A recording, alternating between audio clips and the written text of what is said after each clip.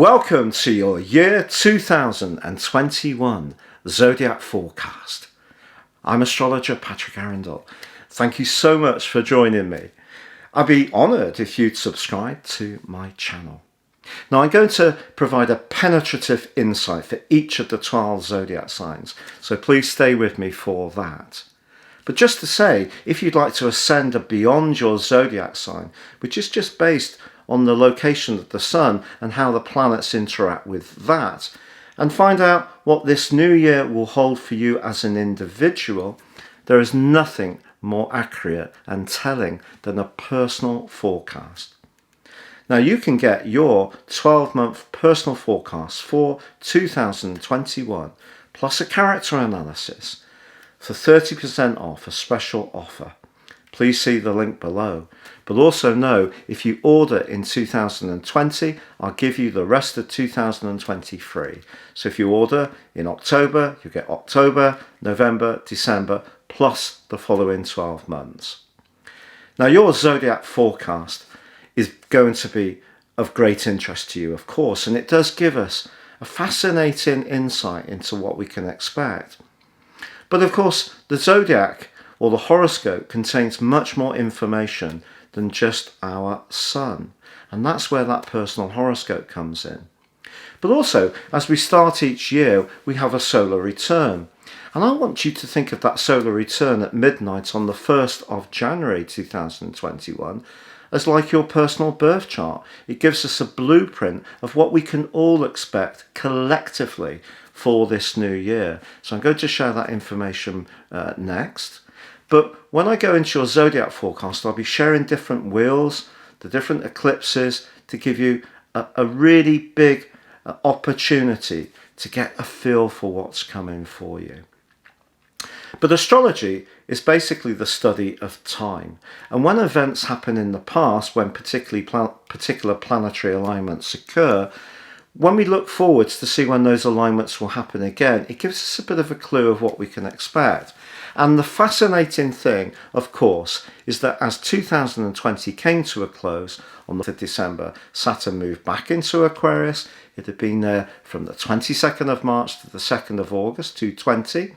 But it moves from the cold sign of Capricorn, which it governs in its dignity. It's the sole ruler of Capricorn. And it moved into the sign of Aquarius, where it's the co-regent, along with Uranus. Now it was joined on the 20th of December by Jupiter. And then on the 21st of December, they came into a conjunction. And that conjunction is still there. It's not quite exact, but it's still there as we begin this new year. Now, what we can learn from those past events is that the last time this happened was in fact in 1405. So a very, very long time ago, and that was on the 7th of January.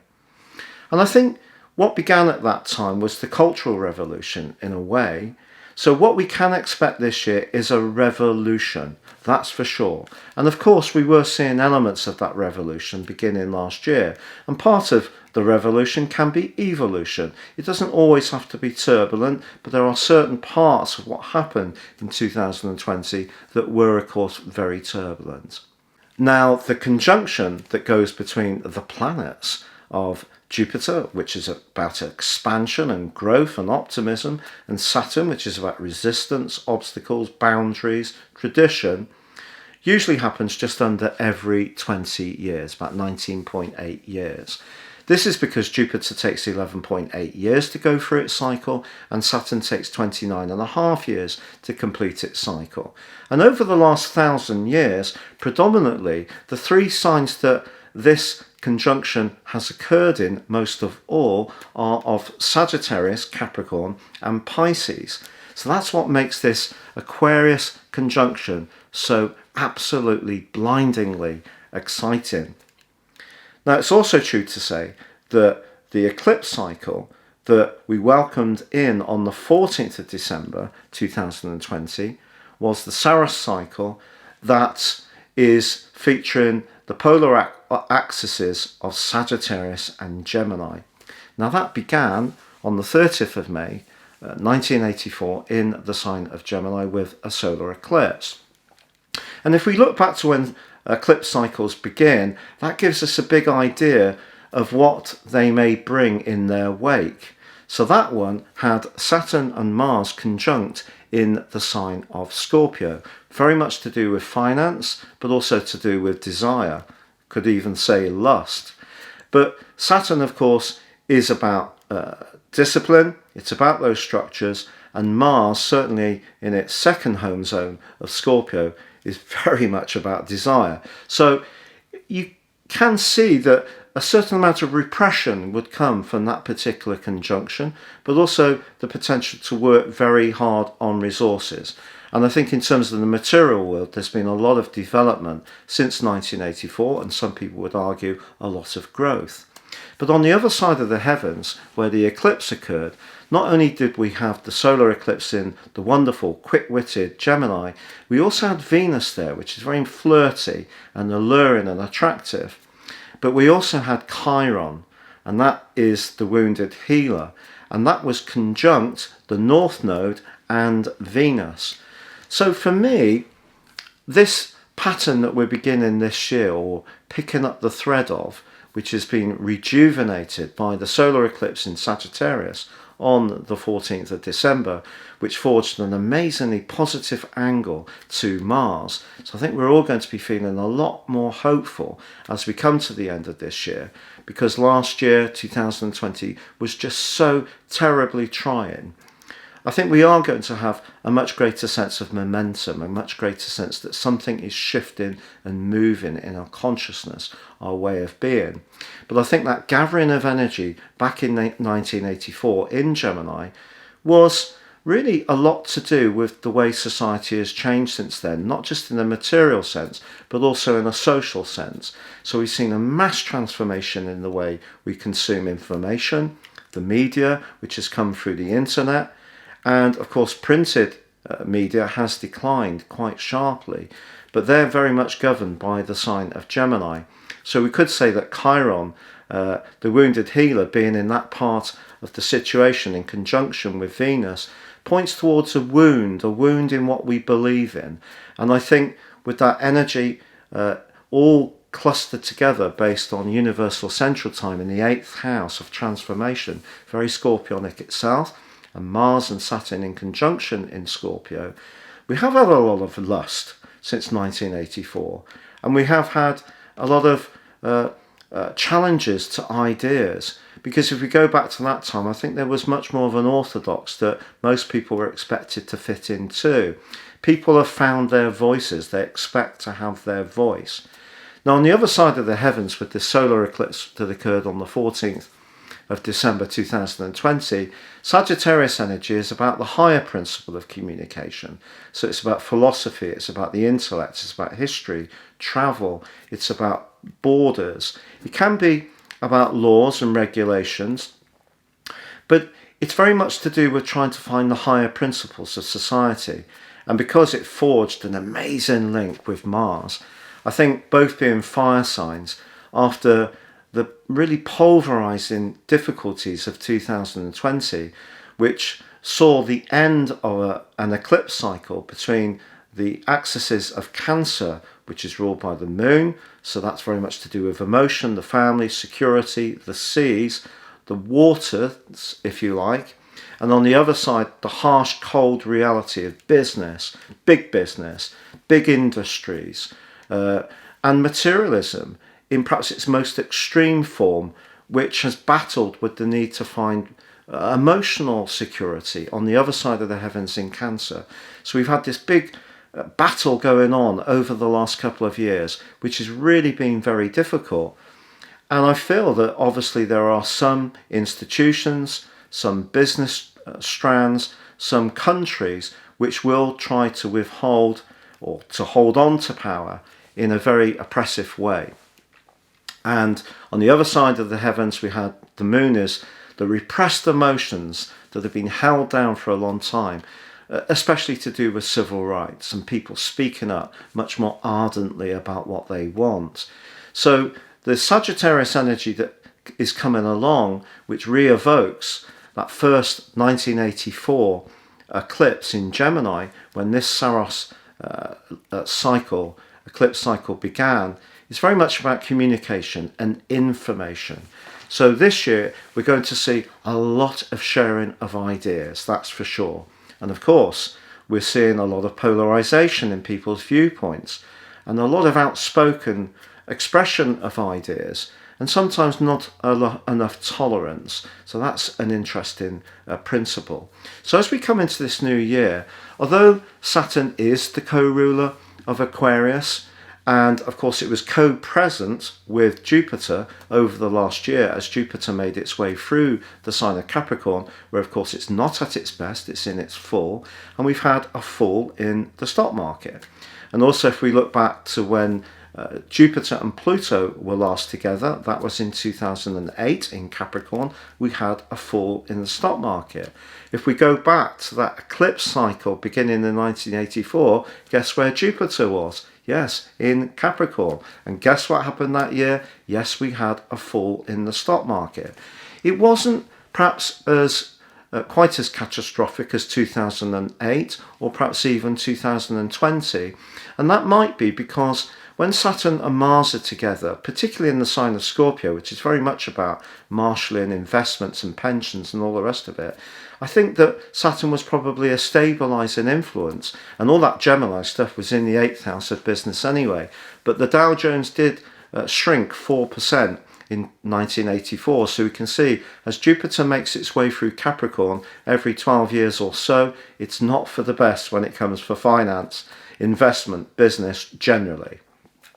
So as we come into this new year, Jupiter and Saturn are together and they are still co-present, and some astrologers would argue therefore that because Saturn is the co-ruler of Aquarius, the traditional ruler, that some of the more cool repressive energies of Capricorn will still be to the fore. And they could be right. But for me, I think it's more about detachment. So what we're going to get over the next 2.25 years as Saturn makes its way through the sign of Aquarius is the Aquarius energies of kindness, of fairness, of truth can be melded to the more reserved nature of Saturn. So, for example, home working is very Aquarius, which has come about more because of COVID-19. It's very Aquarius, very independent. It's using technology, which Aquarius also welcomes for its modern ruler of Uranus. But in actual fact, I think it's going to lead to a lot of creeping isolation. I think people could kind of start to see that the world could become a kind of dystopianly detached place, which is not necessarily quite the utopia that people talk about for the Aquarian age. But that's where Jupiter can be a modifying influence for the cooler energies of Saturn. And I think the two together, as we turn into this new year, are going to be for the good. So this year is going to see Sagittarius and Gemini eclipse energy, apart from one lunar eclipse which will occur in the sign of Taurus. But what's really important is that Neptune, the planet of dreams, is going to be impacting all of these eclipses and also the North Node as we go through the whole of this year. The North Node is the kind of emotional direction of travel or society. It's in Gemini. It returns to 1 degree Gemini by the end of the year. But of course it's an air sign, just like Saturn and Jupiter begin the year in. So that airiness can be there, but that watery, eroding energy of Neptune can provide distortion. And I think the thing that's really going to be at stake this year, just as much as it has been in recent years, is the whole concept of the truth. You know, when we've got big media platforms saying it's not their role to govern the truthfulness or accuracy of what people say because everyone is entitled to an opinion, we're heading into really dark territory in my viewpoint.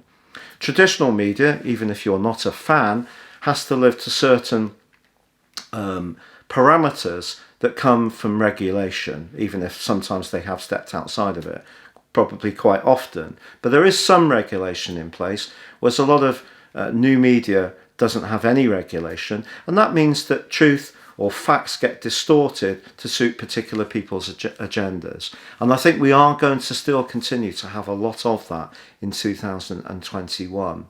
Now, the other thing that perhaps is not quite so well known is that although Jupiter will like being in Aquarius, and it is going to be much more expansive than it has been in the sign of Capricorn, it's not going to stay in Aquarius for the whole of this year. It's going to move mid-May into the sign of Pisces, and it's going to be there through to the 27th of July. Now, Jupiter, in fact, is the ruling planet or the co-ruler of Pisces, so it's returning home, and so that's an interesting one, but it does start to go into retrograde from the 20th of June for 4 months. So I think we might see a revival initially in the cruise industry by the middle of May. We might see bookings starting over again if COVID is coming back under a bit more control, as I believe it will. But I feel that once that retrograde begins, it is going to be very interesting how that affects the cruise industry. And the other thing I need to tell you is that in astrology, when we take a particular point like that solar return at the start of the year, we get a map just like your personal horoscope. And that solar return, I've created it based on universal central time. And the ascendant is actually in Libra, which is very much about finding balance. But the midpoint between the sun and the moon's in the sign of Leo as we begin this new year, and the sun will be in Capricorn as usual. So the midpoint between the two is 21 degrees in Libra. So this is going to be very much a Libran year. And 21 degrees Libra is quite a fascinating point, because it is going to be next to, or very close to, a fixed star which has the characteristic of both Saturn and Jupiter. And that fixed star is called Foramen. And Foramen is very much to do with journeys, particularly sea journeys. It's said to be broadly optimistic, but it can see passages from quite tumultuous events to much more enlightened understanding. And that seems to be where the world is at the moment. We have an opportunity to change how things are, but just finding a vaccine for COVID is not the answer. Many of us won't take it. And of course, many of us don't want to be ruled by fear, so we're going to carry on our lives. So it's an interesting fixed star to have on that midpoint, but also the midpoint is ruled in terms of the 12th harmonic, or the Dward, by the sign of Gemini. So, I'm talking about this Saros Eclipse series being very much to do with the polarities of Gemini and Sagittarius. Gemini, quick wits, communications, sharing of information, and the higher energy of Sagittarius. Now, like all zodiac signs, I'm not talking in terms of your zodiac sign or how you live within your zodiac sign, because we all have a choice to live to the best of our zodiac signs, or there is a more base instinct within each zodiac sign, and everybody has a choice. But this year predominantly is going to be about finding balance, it is going to be about communication, and it is going to be about trying to find a search for truth. Now, I mentioned before, what did I say for 2020? Well, the midpoint was actually in Aquarius, and it was conjunct Venus. And Venus in Aquarius is very much about us as a collective. And also it was in the 4th house, which is about our sense of security. But we also had Neptune conjunct the moon as the solar return began for 2020. Quite incredible. So the Neptune in the sign of Pisces, which it governs, conjunct the moon. And Neptune is very much about gases, infections. It can be about uncontainable situations. It can be about distortion. It was also potentially very much about spirituality. It's about healing. But having that conjunct the moon for the world collective, where we all found out that wherever we lived in the world, we were all connected to the same issue like never before. That's quite extraordinary. And the other thing that all astrologers knew, of course, was that we had the posse in Capricorn of Saturn, Jupiter and Pluto. So most astrologers believed that there would be a crash in the stock market, so we weren't wrong about that. But the implications of this infection, COVID-19, very much was there in the stars. So this year, you can see that Neptune energies are still going to be very important, and that potential for distortion or dishonesty, perhaps from politicians particularly, it can be to do with how information is shared on social media platforms particularly, but it can also be to do with our imagination, or that we have choices about the way we want to live our lives. But Sagittarius generally is very much about travel, and I think the travel industry will get revived this year, but I think we're going to see changes. So we're going to see more temperature tests at airports and ports. We may see some very quick COVID tests being enacted, which will give very quick results, and we'll start to see more and more travel picking up. It's a fact, because people don't like to be contained. And Sagittarius energy is about adventurism. It's about being very independent. And last year was very much about being locked in, which was very uncomfortable for many of us, because above all else, Sagittarius energy is about individual freedom. So this year is a very, very exciting year. It does give us an opportunity to bounce back. It's not going to be without big challenges. We do have a very pressing right angle between Saturn and Uranus, the two rulers of Aquarius, which is going to go on to about the 31st of July. It comes back from around about the last 5 days of November to the end of the year. And that's a really difficult aspect, I feel, because Uranus, of course, is in the sign of Taurus, and that's very much to do with resisting change. Taurus likes continuity, whereas Uranus likes to shake things up. So our attitude to the earth, environmentalism, how we live, how we consume, which Taurus energy is very much about as well. It's what we enjoy eating, drinking, spending our money on. Bit of luxury. All of us love a bit of luxury. But that's being tempered by this potential new world order that Jupiter and Saturn initially are bringing in the sign of Aquarius, plus that solar eclipse energy that really came in with such a hurtling ferocity in its wonderful trine with Mars on the 14th of December. We've had Venus moving mid-month December into the sign of Sagittarius. So it's a much freer, looser energy as we come into this new year. But stay with me now to get the inside track on your zodiac sign, because I really feel that this is a year that we need to be informed about like no other. Hello Pisces, and welcome. This is your year 2021 zodiac forecast. This is the overall impact of the heavens on your sun.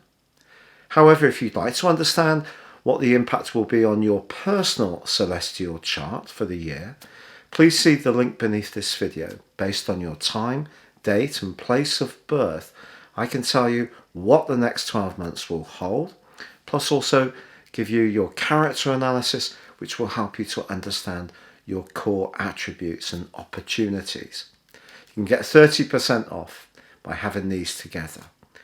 Also, if you order in year 2020, you can get the rest of the year 3 plus all of 21.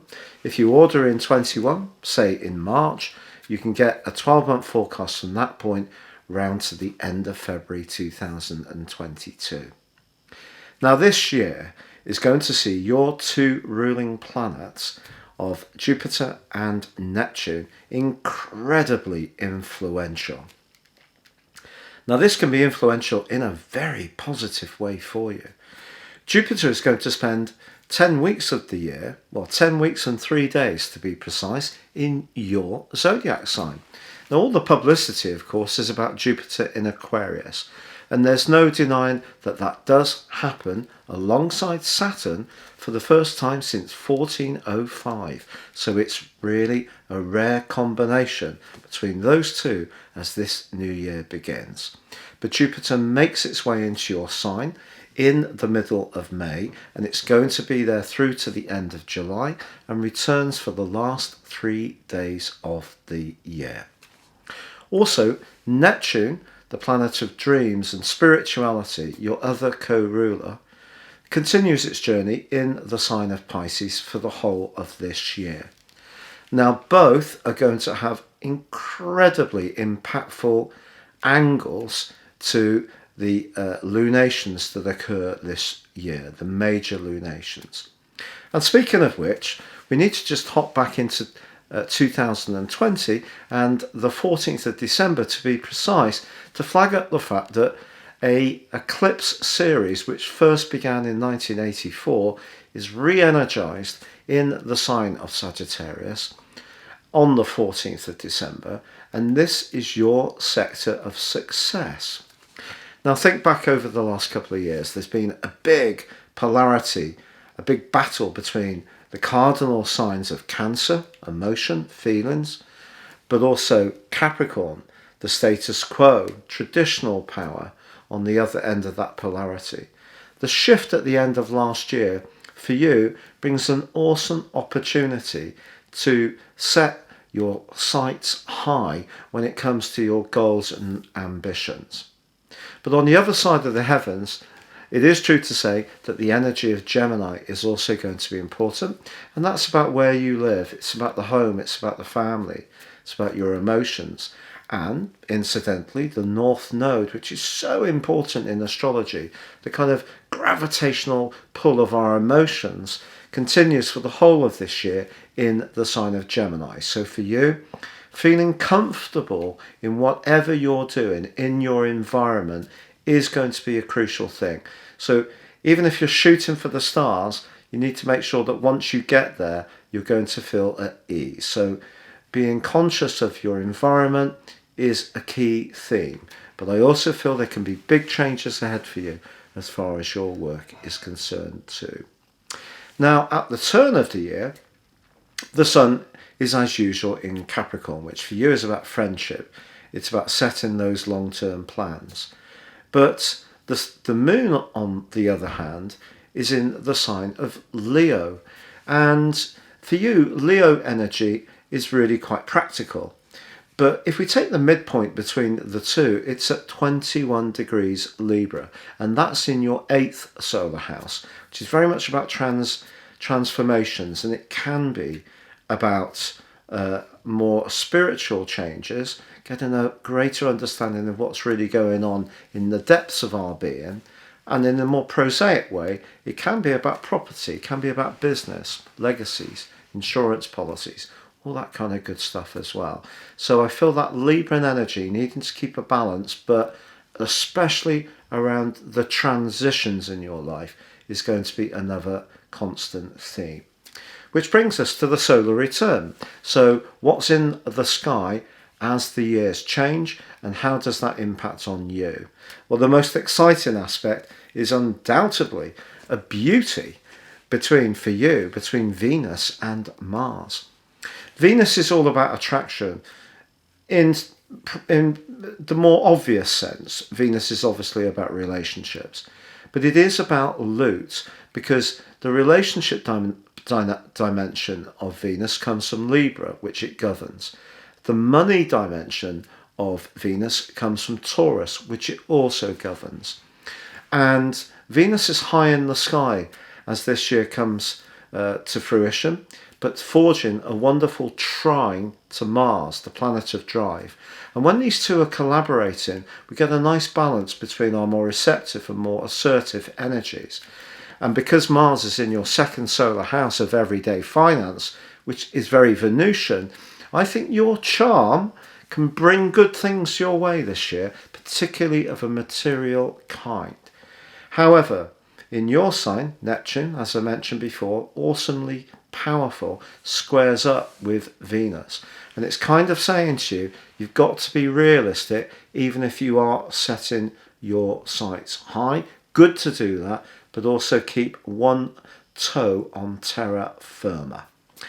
Now, as the turn of the year occurs, also the second stunning angle is between the Sun in Capricorn and Uranus, the planet of changes, in your sector of everyday interactions, the 3rd house. This is very lively, bright, stimulating. If you're interested in technology or publishing, or want to get fitter, want to be moving around more, be more active, then this is a wonderful combination, and I think it could see you connecting with more unusual groups, or unusual for you. You may find yourself revolutionising your outlook. Your belief systems can be updated by Uranus being in your third solar house, even if the Taurus energy where Uranus is rooted can be resistant to that change. I think generally the Sun and Uranus together are going to help you to see the big picture more successfully. So that's a stunning aspect. Now we also have in a conjunction Saturn and Jupiter, your ruler. Now they're locked away in a more psychological area. And I do think over the next 2.5 years, 2.25 years I should say, as Saturn makes its way through the sign of Aquarius. Of course, it spent a quarter of last year, 22nd March to 2nd August in the sign of Aquarius. It's been back there for 2.25 years. So just if there is anything in your locker which is outstanding that needs some work, either your relationship with yourself, past hurts, disappointments, rejections, psychological wounds, stuff that many of us go through. And of course in Western society traditionally the attitude has been stiff upper lip, oh well that's just the way it was, you're going to have to push on and get on with it. How often do we hear that term, oh get over it? And it's profoundly unhelpful. So what Saturn and Jupiter together in this part of your scope are asking you to do is to embrace those wounds, embrace any sadness, fears or anxieties, and make them part of you. Because yours is a sign of great complexity. Yes, you can be very, very warm, generous, sacrificing to the nth degree. But also there's another part of your nature that can, in a strange way, disassociate, sort of spring out, disconnect, be quite cool. And I think what you're being asked to do here is to not judge your rawness, not judge your vulnerabilities. If you are, this is going to be a great opportunity this year with Jupiter and Saturn giving you that resonating energy throughout the whole year to embrace what is a little bit tender. Now, of course, Jupiter, when it moves into your sign mid-May, is going to be hugely uplifting to you. It does go backwards on the 20th of June, but it does every year for 4 months. Nothing new there. But it is in your sign through to July. This is an opportunity to get something new moving. But then you may find yourself going back into the more spiritual dimension. There could be someone who emerges in your life this year who's quite an advice giver. It may not be someone you personally know. It could come from a self-help book you read, a YouTube channel you follow, someone who has a particularly authentic way of helping you to see your reality. Could be of great assistance. That's an absolute fact. Or you may play this role yourself, Pisces. Yes, absolutely. But Saturn in the 12th solar house can be quite difficult. And in fact, as the year turns, so Saturn's in opposition with the moon. So if you want to go down the route of staying very much just in the practicalities, I think it could be at times a year where you do feel pinch points, because the energy that will flow on from that opposition between Saturn and the moon is quite cold. So that other counterpoint side of your nature, which can be quite detached and removed, closed down, almost like cold anger, that is something you must try to work to overcome this year, I feel. And if there are relationship issues, or you do feel distanced or detached or isolated or even abandoned, try to work at getting information, getting connections to others. I do think it's going to be profoundly good for your welfare. Now, Uranus, of course, is in that very bright, bubbly third house for you and can make you very much open to new ideas. But because it is in the change-resistant Taurus and it's squaring with Saturn from the middle of January, it actually squares with Jupiter from the start of the year, so it is going to be one of those ongoing energies.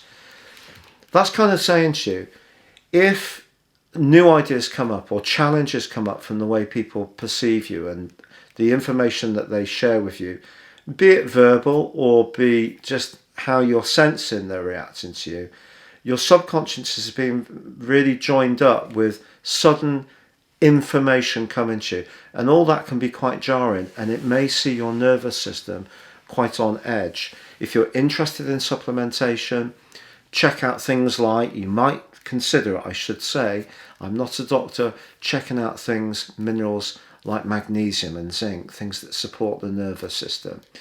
Make sure that you get blood tests if you feel on edge. Early nights are going to be very important for you in the first 7 months of this year because of that very wearing strain between Uranus, what's fresh and new, Saturn, what's old and resistant.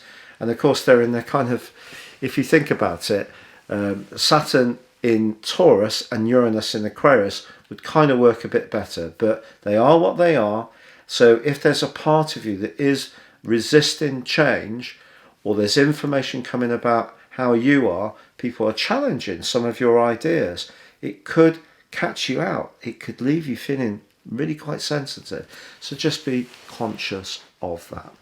Now, the other big aspect that really comes up for me on the turn of the year is a mega clash, and that's between Mars and Pluto. And that's kind of saying to you all this year, if you go for the main chance around money or a deal and don't consider the values, the higher values of society or fairness with another person, especially if it's someone you know well, a friend, a family member, this will come back badly. Because when Mars and Pluto are in a jagged 90-degree angle like this, and we do let our ambition and desire get in the way of that fairness, then the karma from that flows, you might win the original prize, but it will create a legacy that's just not worth that prize. So if something comes up this year where you have to compete and really be on your mettle and show what you can do, then go for it. Demonstrate your talents to the full. But if it means being ruthless or taking shortcuts or using dodgy tactics or illegal behaviour, it will not be good. So just be conscious of that one.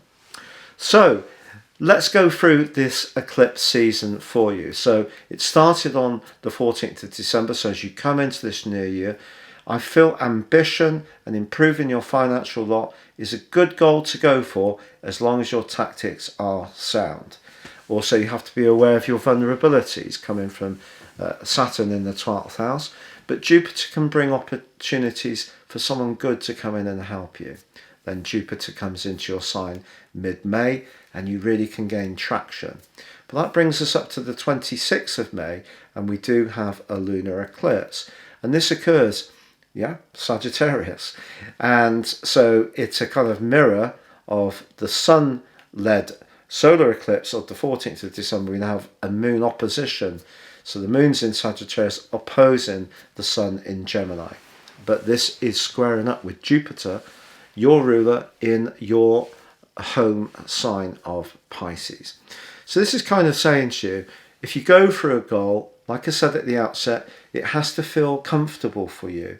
That when you get there, you'll feel that the environment is not rarefied, it feels an area that you can occupy with ease. So let that be your guiding principle about the type of targets that you have. And that really, a lunar eclipse is just asking us to look at our emotional behaviour or balance, our motivations. It could see something come to the surface which is a bit out of kilter. Now the solar eclipse, which occurs on the 10th of June, is glorious on its own merits because it is giving you an opportunity to supercharge the home part of your situation. So if you're wanting to move or whatever, that may be something you can achieve in the following 6 months. Just be aware, Mercury's retrograde.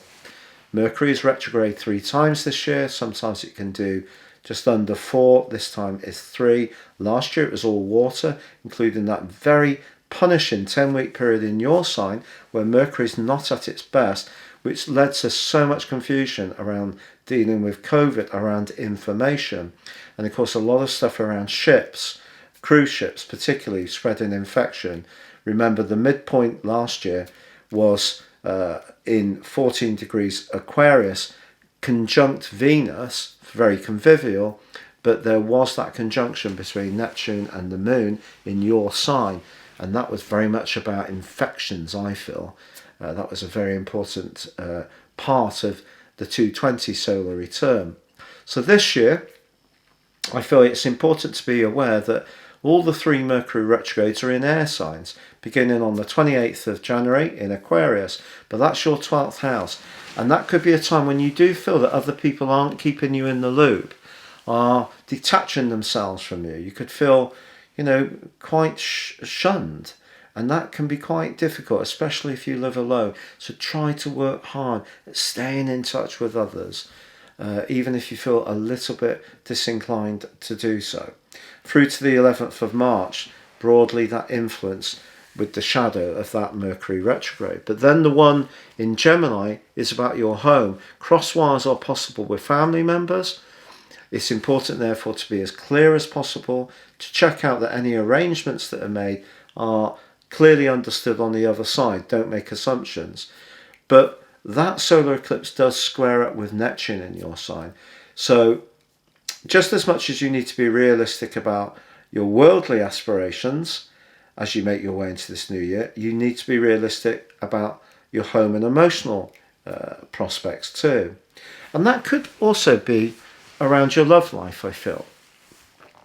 The 4th house is not necessarily an area that astrologers would go to in terms of romance, because traditionally that's the 5th and 7th houses. If we're thinking about the 5th house is the play, the kind of, the kind of charm, the draw, which is very Leonian. The 7th house is the listening, the exchanging, 7th house of Libra. And then you could say the 2nd house is the sensual Taurus, and the 8th house is the scorpionic sexual dimension. So you wouldn't say the 4th house was very much to do with relationships, but I think it could be to do with family, could be to do with adding to the family, could be to do with someone being introduced through a family connection if you're single, or because the solar return with the Sun and also Uranus points towards connecting with someone who challenges you in some ways, who pushes you back in your beliefs. But actually this person can be like a breath of fresh air, or perhaps you can play that role to someone you encounter this year. But whoever you're drawn to, it needs to be someone you respect. The 10th house energy is Sagittarius, but also someone you feel protected by, the 4th house energy of Gemini. But where Neptune causes mischief is that it distorts, so it kind of sets our intention sometimes off course, and we need to sort of know that we can kid ourselves as much as anyone else kidding us. So just be aware of that, because that can be a bit of an Achilles heel for your sign anyway. Now, as we make our way into that back straight of the year, we do have another Mercury retrograde. And this time, sorry, I need to put my glasses on because my eyes aren't as good as they were. 7th of September through till the 2nd of November. And this one is in Libra. So this is your 8th house of resources. And remember that midpoint for the year was in this place. So yeah, just be mindful. Transitions and anything to do with a contract, property might slow down, might prove to be profoundly frustrating, but you can get there in time. I haven't mentioned the North Node, which is remiss of me. The North Node all this year is in your 4th house, home, family, emotions. So yes, you have a reputation of being an emotional person and sometimes a very caring, sacrificing person, but I do feel that the complexities of your sign, remember you're almost like an accumulation of the other 11 zodiac signs. So Pisces people generally can be very complex, and it can be a gift because, when it comes to many psychics will have very strong 12th house or Piscean energy, or you could be someone who works in psychological healthcare or practical healthcare, because that compassion often knows no bounds. But the trick is sometimes to give to ourselves. That relationship with ourselves is more important than any relationship with anyone else. So the North Node, that nominal point, which is the kind of emotional gravitas of the heavens, is asking you to keep working at feeling more comfortable with yourself, clearing out the old stuff through the Saturn-Jupiter 12th house stuff, keep facing up to those demons, to release. And there is a form of astrology called Zodiac or releasing you might want to check out, but letting go of what no longer serves your greater good. So I feel the North Node does continue to be that guiding principle for you. But that brings us through to the 19th of November, and there is a lunar eclipse in Taurus, which is where, of course, you've got Uranus all this year, third house, brothers, sisters, neighbours, immediate ideas, short, quick communications, text messages, emails, and so on. And on the other side of the heavens, the sun's in the sign of Scorpio, which for you is expansion, travel, higher education. But this particular one is squared off by Jupiter back in the sign of Aquarius. So, yeah, I feel ideas or something you could hear could almost take on a life force of its own. You could become a little bit overwhelmed by opinions. Probably a time when you could be sensitive about social media, because we all know there's lots of very antagonistic comment that goes on. I think you might need to cocoon yourself a little bit from that for the time from that particular lunation, which brings us round to the solar eclipse of the 4th of December, back in the sign of Sagittarius and your sector of success. But this one, guess what? Squares up with Neptune. So you can see Neptune and Jupiter just so important this year. So I would say, again, if you're setting your sights high, to bring the curtain down on this year and to speed into the first 5.5 months of 2022, that having a clarity about your purpose, how you're going to go about your objectives, staying realistic about what people in positions of influence will feel about your ideas, not having ideas that are floating around and too ephemeral. They need to be boxed up and well rehearsed, worked out and researched. Otherwise, it could affect your credibility if you were trying to raise your profile before you'd done the prep, or something might not work out because it wasn't quite, it's almost like, I think we'd all like to see town and city centres rejuvenated in some way because they're taking a pounding, but there could be quite a few schemes that will be a bit airy-fairy because they're not really thought out properly, and then over time it will all come together. You can avoid that kind of airy-fairy stage by anticipating what the potential outcomes might be, and that offsets the more dissolving and distorting energies of Neptune and helps you to stay more focused on your potential to achieve greater success this year by simply being realistic. So in the last couple of weeks of this year, Venus forges a really intense conjunction with Pluto.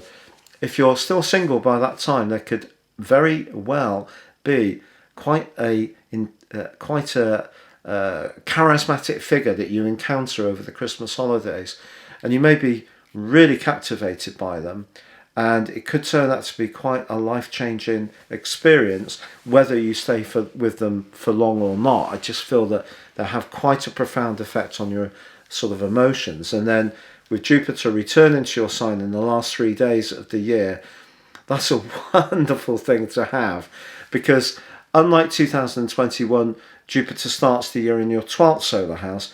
2022 starts with it in your first house, which is very much about the new cycle of Jupiter, even though you're given this bonus period of 10 weeks this year.